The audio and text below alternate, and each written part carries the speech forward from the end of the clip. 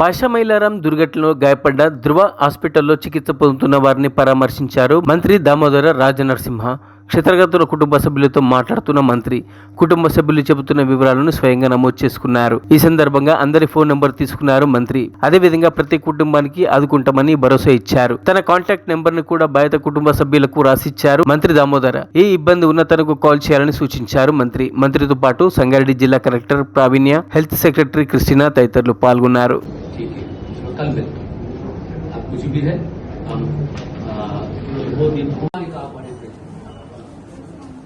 కుటుంబాన్ని కూడా కాపాడాలి, అర్థమైందా? కుటుంబాన్ని కూడా కాపాడాలి. వేడుగుడు ట్రీట్మెంట్, మంచి ట్రీట్మెంట్, కుటుంబాన్ని కాపాడే ప్రయత్నం, ఈ కుటుంబానికి అన్ని విధాలా కాపాడే బాధ్యత మా సర్కార్. ఎంత దింపినది హిందూ. చాలా మంది నాకు నంబర్ మీరు ఎప్పుడు రోజు 2 సార్లు మాట్లాడతారు. ఏం అవసరం ఉన్నా నేను ఇస్తాను. తర్వాత మీకు ఈ ఆర్థికంగా అన్ని విధాలుగా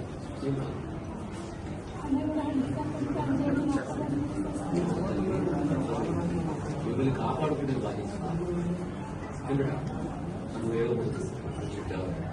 ఏమా నంబర్ చాలా నంబర్ తీసుకుంటాం. చాలా ఫోన్ చేస్తాం.